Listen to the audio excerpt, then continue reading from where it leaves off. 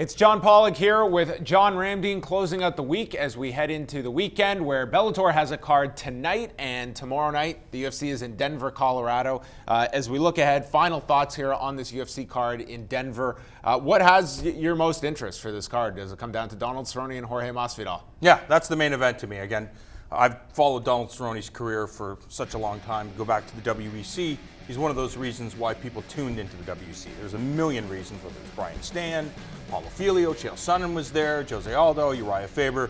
But Donald Cerrone, in a promotion that was filled with action fighters and high-level talent, Donald Cerrone was one of those fighters that you needed to watch.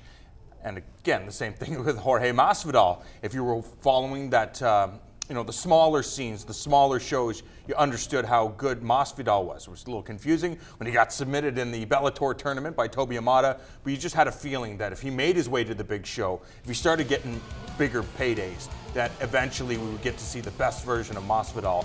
And I think his spot is safe in the UFC because even though he has a bunch of losses, they're split decision losses, this guy is just so smooth. But we've seen him many times where he just can't get out of that certain gear because he's so comfortable. Can Donald Cerrone force this guy to be super aggressive?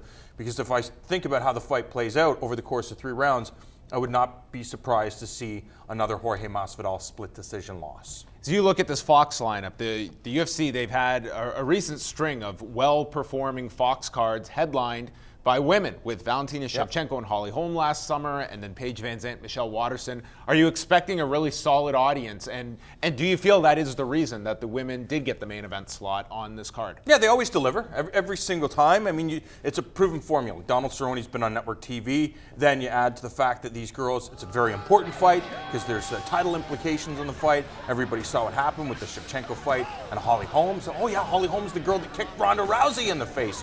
So it all makes sense. So you're going to get all the casual fans, you're going to get all the hardcore fans because of Donald Cerrone.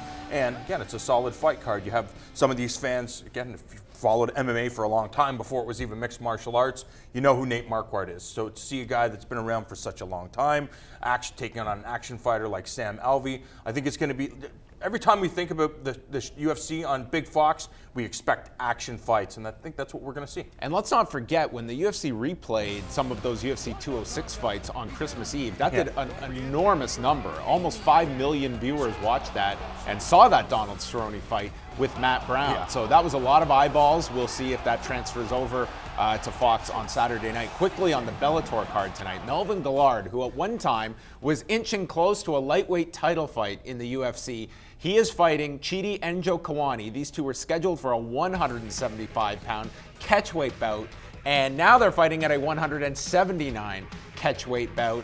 Chidi Njokuani has a 7-inch reach advantage, and if you saw the photo of these two at the weigh-ins, Njokuani towers over Melvin Guillard. What is Melvin Guillard doing fighting at 179 pounds? Yeah, I know. It's very, very strange, especially when it feels like if you're Melvin Guillard, these are your last days to really make an impact, try to make as much money, try to get yourself to the top of whatever promotion you're a part of. But at the end of the day, he's a fighter. I had a chance to call the TKO show to see the debut of Tony Laramie. I watched Tony Laramie face off with a guy that was 6'2" or 6'1", and Tony Laramie's just little. If you have the skills, if you know how to get inside, Melvin Guillard shouldn't have an issue, but Njokuani, the guy knows how to fight long. So it's going to be a very, very difficult task for Melvin Guillard. 2 big cards coming up this weekend. Bellator 171 coming up Friday night, and then Saturday, the UFC is in Denver, Colorado, headlined by female bantamweights Juliana Pena and Valentina Shevchenko.